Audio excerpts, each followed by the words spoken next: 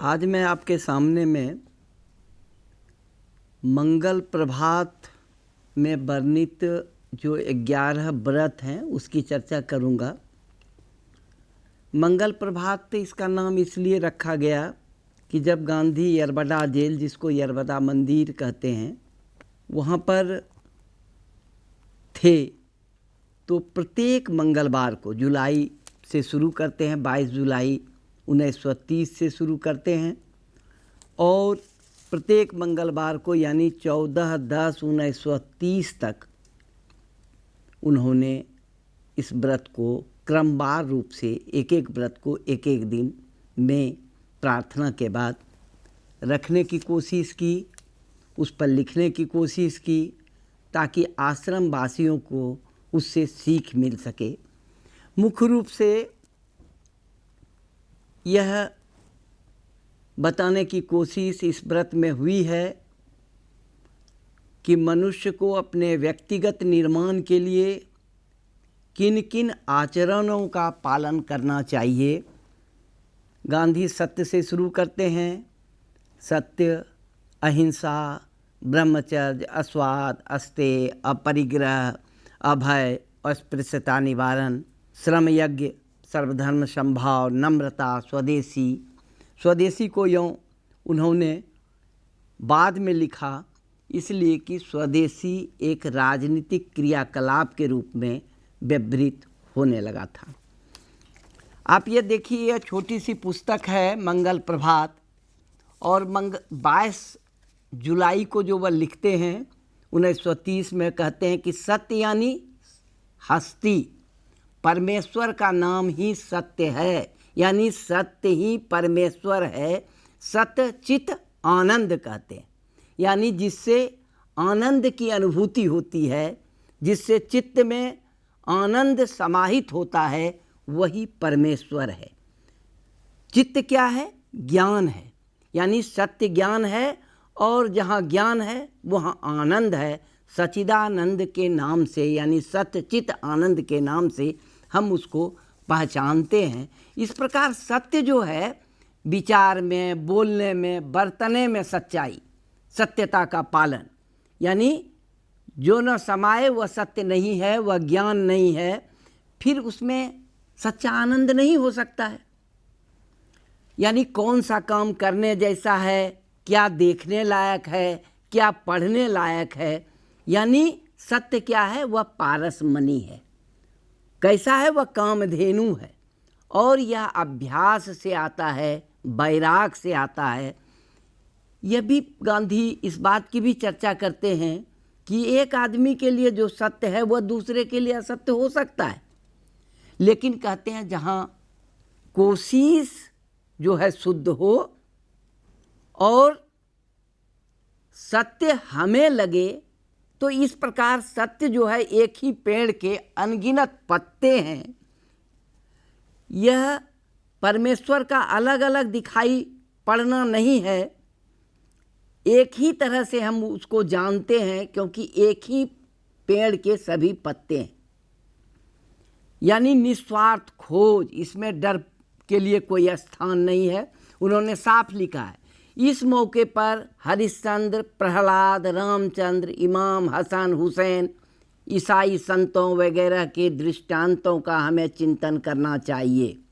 यह सत्यरूपी परमेश्वर जो है मेरे लिए रत्न चिंतामणि, यानी मनचाहा देने वाला रत्न जो है वह साबित हुआ है। हम सब के लिए वैसा ही साबित हो, यह आकांक्षा गांधी रखते हैं। यह 22/7/1930 को उन्होंने यरबदा मंदिर में मंगलवार को लिखा।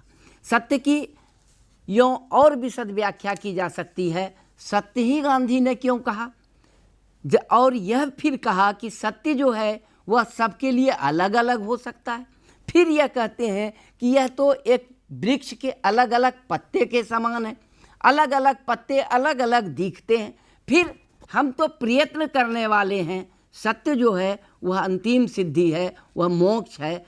अंतिम सत्य अप्राप्य है, उसको प्राप्त नहीं किया जा सकता है।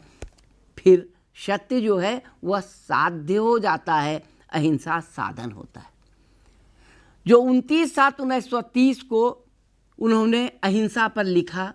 अहिंसा की विशद व्याख्या की जा सकती है। अहिंसा का अर्थशास्त्र है, अहिंसा का जीवन दर्शन है, अहिंसा का समाजशास्त्र है, अहिंसा की राजनीतिक चेतना, राजनीतिक विचार है, अहिंसा की संस्कृति है, अहिंसा की शिक्षा नीति है। लेकिन यहाँ जिस अहिंसा की चर्चा गांधी कर रहे हैं वह कहते हैं कि यह सांकरा है, तलवार की धार पर चलने जैसा है, पल पल साधना की इसमें जरूरत होती है। अब कहते हैं जिस सत्य को वह ढूंढता है वह बाहर नहीं बल्कि उसके भीतर है। वह भीतर क्या है, इससे बचने की हम कैसे कोशिश करते हैं? अगर हम अहिंसा का पालन करते हैं तो हमें यह लगता है कि दुनिया में जो है वह सब हमारे सगे हैं, सब हमारे मित्र हैं। इसलिए कोई अगर चोरी करता है तो हम उसको सज़ा देने की नहीं सोचते बल्कि उसको सुधारने की बात करते हैं। लेकिन इसमें कायरता है ही नहीं, इसमें तो धीरज है। यानी दुनिया को दोस्त बनाने की कला अहिंसा सिखाती है हमें। यानी करने लायक न करने लायक की पहचान अहिंसा कराती है। ये यानी व्यावहारिक रूप से अहिंसा की व्याख्या गांधी यहाँ करते हैं। अहिंसा से हमारा अभिमान गल जाता है, हमारी नम्रता बढ़ती है और हमें परिग्रह अपने आप घटते चला जाता है। यानी 3 चीज़ें कही हैं मैंने। एक तो अभिमान का गल जाना, नम्रता का बढ़ना और तीसरा परिग्रह अपने आप घटते चला जाना। ये 3 बातें अहिंसा से खुद व खुद हमारे अंदर उत्पन्न होता है। अभिमान क्या है? पद का। अभिमान क्या है? पैसे का। अभिमान क्या है? शरीर का। इन अभिमानों के रहते अहिंसा सद नहीं सकती है। और नम्रता जब बढ़ती है तो हम स्वयं को ईश्वर में विलीन कर लेते हैं। हम क्या हैं? हम शरीर हैं, हम आत्मा हैं, हम क्या हैं? हम आत्मा हैं तो वह ईश्वर प्रदत्त आत्मा है और दुनिया के सभी जीवों में एक ही आत्मा है। इसका भान हमें नम्रता की उच्चतम शिखर पर ले जाती है। और नम्रता तो यह है कि हम अपने शरीर को भी परिग्रह समझने लगते हैं। वहीं पर गांधी रुकते नहीं हैं बल्कि कहते हैं कि तमाम खराब विचार हिंसा है। यानी जल्दीबाजी भी हिंसा है, झूठ बोलना तो हिंसा है ही, द्वेष, बैर, डाह हिंसा है, किसी का बुरा चाहना हिंसा है, जिस चीज़ की हमें ज़रूरत नहीं है उस चीज़ को कब्जे में रखना हिंसा है, तन अपना नहीं है वह भी पराई चीज़ है, वह भी एक हिंसा ही है। बगैर अहिंसा के सत्य को खोजना नामुमकिन है। अंतिम में वह कहते हैं अहिंसा को हम साधन यानी जरिया माने और सत्य को साध्य यानी मकसद माने। साधन हमारे बस की बात है लेकिन अहिंसा परम धर्म हुई और सत्य परमेश्वर हुआ। साधन की फिक्र अगर हम करते रहेंगे तो साध्य के दर्शन हम किसी न किसी दिन जरूर करेंगे। यानी सत्य हम प्राप्त कर लेंगे। साधन हमारा जरिया का मतलब वह हमारा रास्ता है, उससे हम सत्य की प्राप्ति की कोशिश करते हैं। इसलिए सत्य प्रयत्न साध्य है, सत्य अंतिम लक्ष्य है, उसके लिए हम कोशिश करते हैं। ब्रह्मचर्य तीसरे व्रत के रूप में 5/8/30 को वह रखते हैं, लिखते हैं ब्रह्मचर्य के बारे में। जैसा हमें पता है ब्रह्मचर्य का व्रत गांधी ने 1906 में दक्षिण अफ्रीका में लिया था और उसी वर्ष सत्याग्रह भी दक्षिण अफ्रीका में फलीभूत हुआ था। यानी सत्याग्रह का जन्म हुआ था। यह सत्याग्रह जो है गांधी के जीवन का मकसद है और जीवन के प्रारंभ से लेकर सत्याग्रह के प्रयोग होते रहे हैं। लेकिन 1906 को जो ब्रह्मचर्य और सत्याग्रह का प्रयोग दक्षिण अफ्रीका में हुआ उसी को उन्होंने 5/8/1930 को मंगल प्रभात में रखा है। वह देखिए, सत्य के व्रत से ही निकलता है सत्याग्रह। कहते हैं भोग विलास से किसी ने सत्य को पाया हो ऐसा मिसाल नहीं मिलता। यानी भोग से सत्य की प्राप्ति नहीं हो सकती है। अहिंसा जो है वह सर्वव्यापी प्रेम है।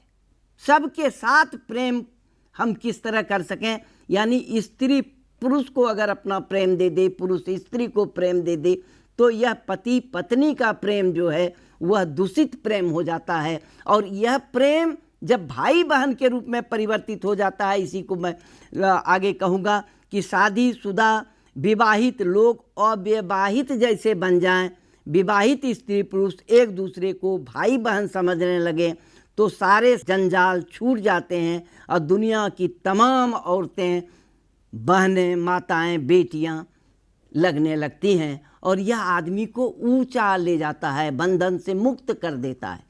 इसमें पति पत्नी कुछ खोते नहीं बल्कि अपनी पूंजी बढ़ाते हैं, कुटुंब बढ़ाते हैं और विकार रूपी मैल को निकाल डालते हैं। प्रेम बढ़ जाता है। विकार न रहने से एक दूसरे की सेवा बेहतर से हो सकती है।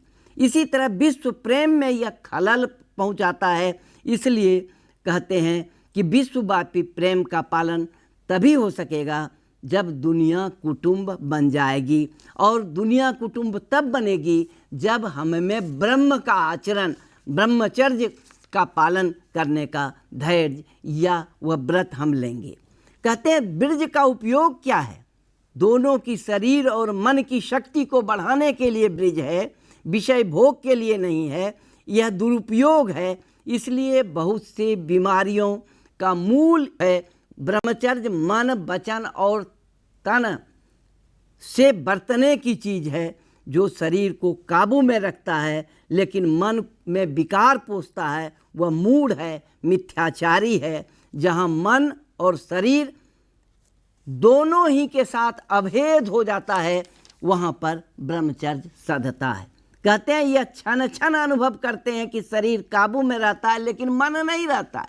मन अत्यंत विशृंखलित रहता है। मन हमेशा दौड़ता रहता है। उसको जितना दिया जाए उतना वह मांगता है। शरीर को बस में करके हम मन को बस में करने की कोशिश करते हैं तो हम अपना फर्ज अदा करते हैं। यानी मन शरीर को बस में हम करें, मन धीरे धीरे बस में होता चला जाता है। उसी तरह कहते हैं कि विकार पर काबू पाना ही ब्रह्मचर्य का पालन है, ऐसा माना जाता है।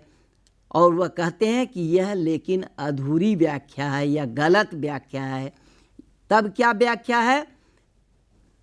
तमाम विषयों पर काबू पाना, हवसों पर काबू पाना, मन को भटकने नहीं देना, इंद्रियों को रोकने की कोशिश करना और कानों से विकारों की बात ना सुने, आँखों से विकार पैदा करने की चीज़ ना देखें, जीभ से विकार को तेज करने वाली चीज़ों का स्वाद न चखें, हाथ से विकारों को तेज करने वाली वस्तुओं को ना छुएं।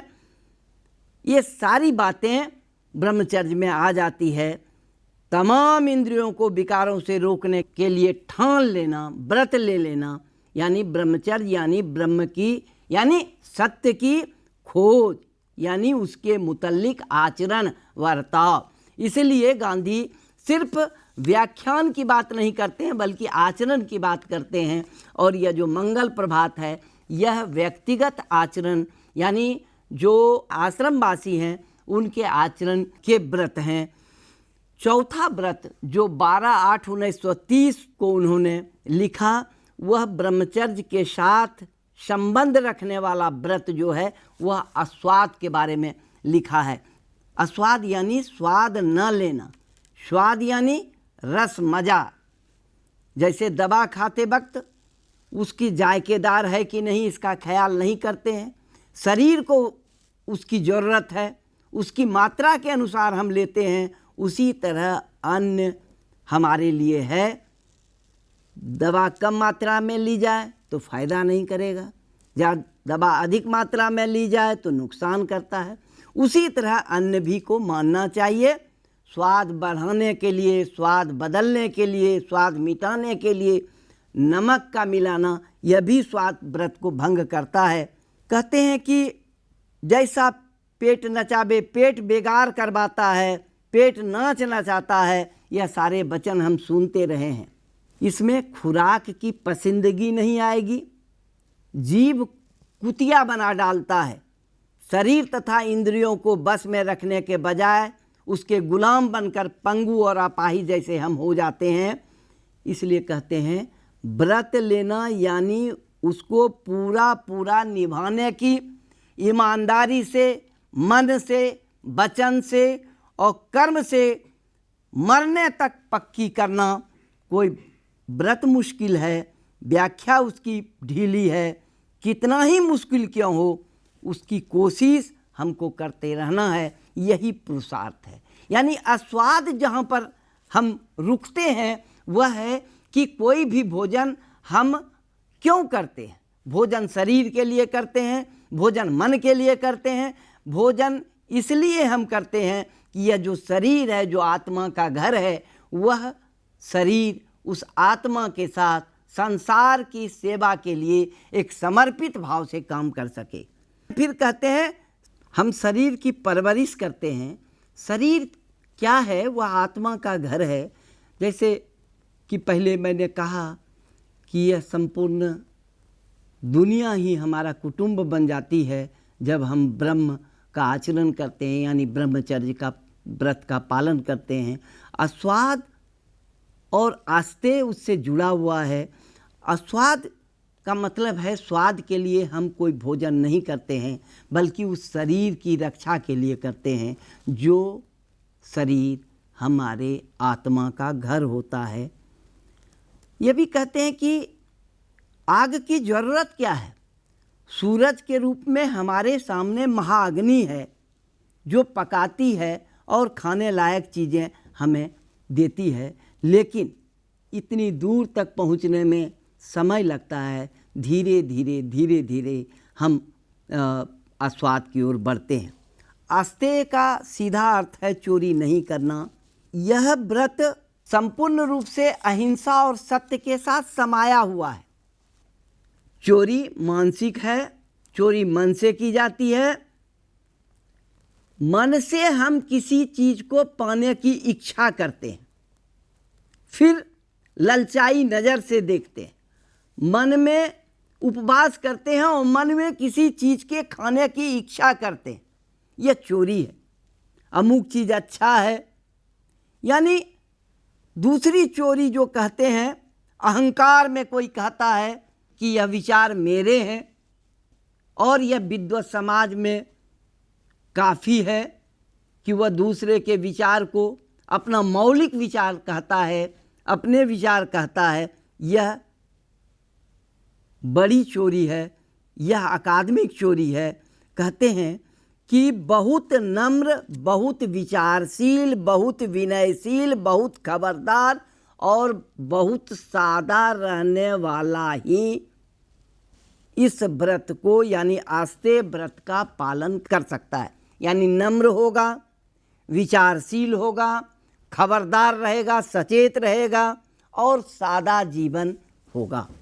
छठा जो व्रत है, जो 26/8/1930 को लिखा है, वह अपरिग्रह के संबंध में। सीधा अर्थ है इसका अपरिग्रह, परिग्रह नहीं करना, यानी संचय इकट्ठा नहीं करना।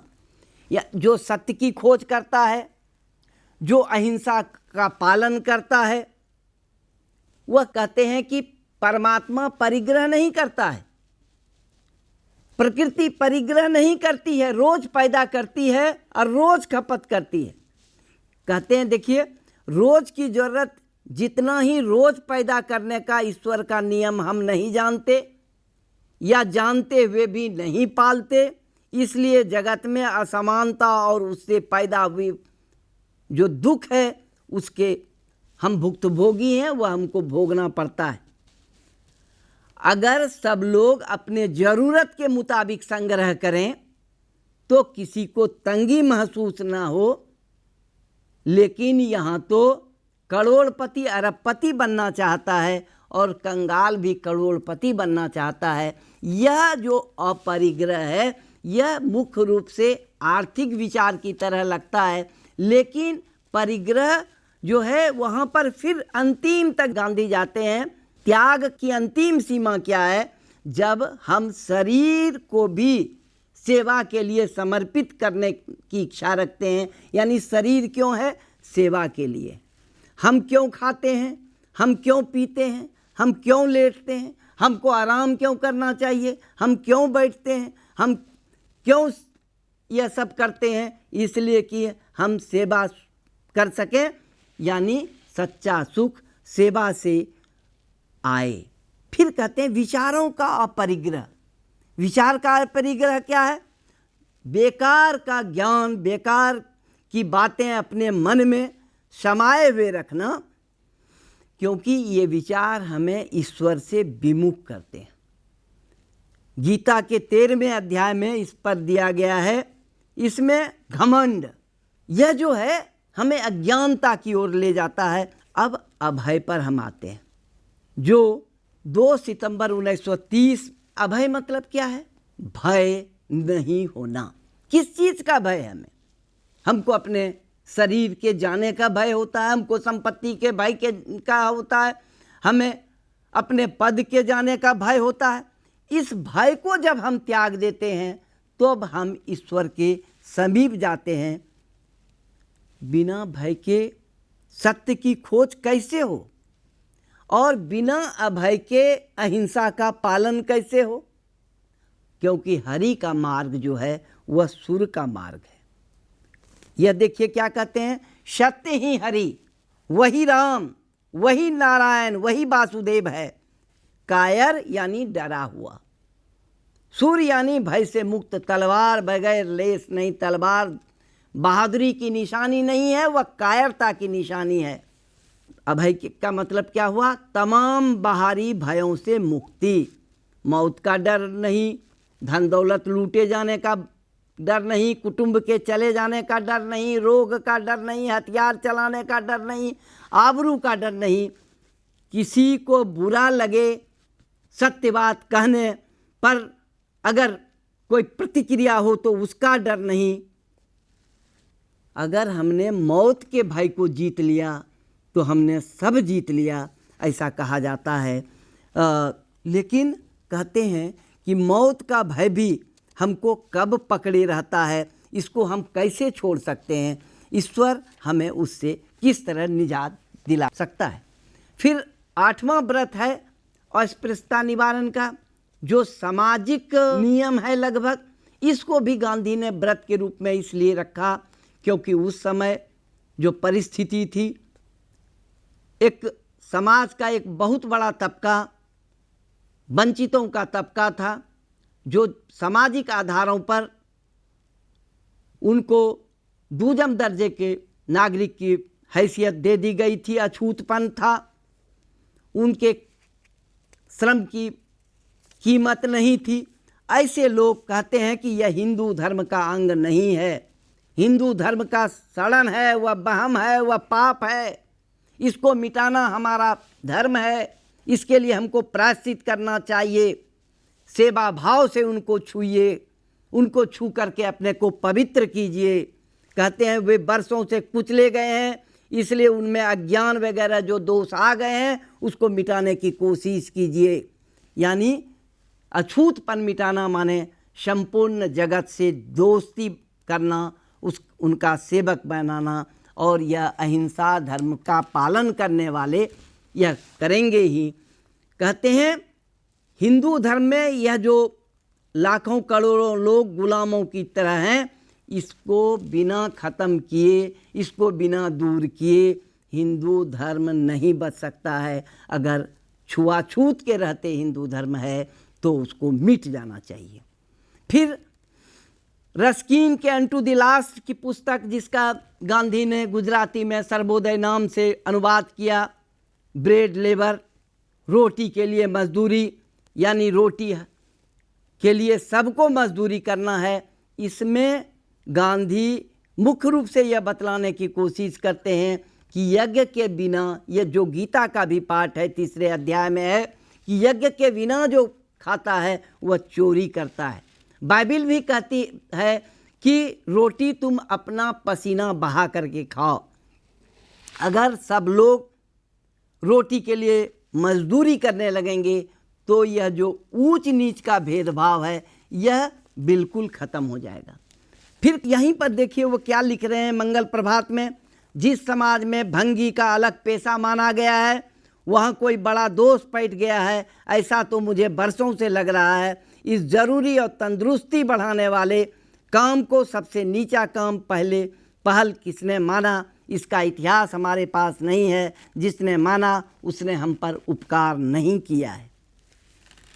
फिर जो सबसे महत्वपूर्ण धर्म है, व्रत है, जिसको रचनात्मक कार्यक्रम में पहला स्थान कौमी एकता के नाम से दिया गया है, उसको एकादश व्रत में सर्वधर्म समभाव के नाम से गांधी लिखते हैं। सहिष्णुता यानी काका साहब ने सर्वधर्म समादर कहा था। अहिंसा के लिए यह आवश्यक है कि हम सब धर्मों को बराबरी का समभाव की दृष्टि से देखें। अगर आदमी अपने धर्म को अपूर्ण माने, लेकिन धर्म परिवर्तन के गांधी खिलाफ हैं, बावजूद इसके कहते हैं कि सभी धर्म मानव निर्मित हैं, इसलिए मानव निर्मित धर्म में कमियां स्वाभाविक है। उन कमियों को हम दूर करेंगे और दूसरे धर्म की अच्छाइयों को ग्रहण करेंगे। इसलिए किसी भी दूसरे धर्म की जो संप्रदाय के रूप में है, धर्म के रूप में नहीं है। विनोबा इसको कहते हैं कि धर्म तो पंथ के रूप में आ गया है और यह पंथ हमें मुख्य रूप से एक दूसरे से अलग करता है। धर्म एक दूसरे से अलग करने की बात नहीं है। इसलिए नरसिंह मेहता के वैष्णव जन तो तेन कहिए जे पीर पर आई जाने रे, गांधी कहते हैं यह एक 11 व्रत हैं। और नम्रता जो है वह 12वां है, जिसको 7 अक्टूबर 1930 में गांधी ने लिखा। नम्रता और कुछ नहीं है, नम्रता अपने शरीर को भी होम कर देने की तैयारी है। नम्रता तो वह है कि हम अपने को समाहित कर लें। यह पर्यावरण का भी विज्ञान है, यही जीवन दृष्टि है, यही सनातन दृष्टि है, यही मानव दृष्टि है। और यह नम्र होने का मतलब यह है कि जो समूची सामाजिक व्यवस्था है, जिसको हमने 1947 के बाद देश की आज़ादी हासिल की और हमने यह सोचा कि यह देश किस तरह बनेगा। सब राजा और प्रजा यानी किसान हों, खेतिहर मजदूर हों या कारीगर हों, सबके बीच के भेदभाव में नम्रता का जो भाव था वह ख़त्म हो गया। आज देखिए कि जो पद हैं वह पद अभिमान के पद हो गए हैं। वह इसलिए लोकतंत्र भी तभी बचेगा जब नम्रता का भाव पैदा होगा। मनुष्यता का बचना, हमारे जीवन के श्रेष्ठतम ऊंचाइयों तक पहुंचने के लिए नम्रता आवश्यक है। एक व्रत जो गांधी 11 के बाद यह 12वां तो नम्रता कहते हैं, जो आचरण का विषय है। यूँ संपूर्ण एकादश व्रत ही आचरण का विषय है। स्वदेशी को अपने एकादश व्रतों में उन्होंने नहीं रखा है, इसलिए नहीं रखा कि स्वदेशी एक आंदोलन के रूप में व्यवहृत हुआ था, क्योंकि गांधी ने उस समय स्वदेशी को भारतीय राष्ट्रीय आंदोलन में एक सत्याग्रह के व्यूह रचना के रूप में प्रयुक्त किया है। इस प्रकार हम एकादश व्रतों को आश्रम व्रत के रूप में भी देख सकते हैं, जो आश्रम ऑब्जर्वेंस में साफ साफ उल्लिखित है, मंगल प्रभात में उल्लिखित है। बहुत छोटी सी पुस्तक है और इस पुस्तक में उसकी विशद व्याख्या, मुख्य रूप से इसकी व्यावहारिक व्याख्या की गई है। दार्शनिक व्याख्या तो इसकी और बहुत ही विशद की जा सकती है। धन्यवाद।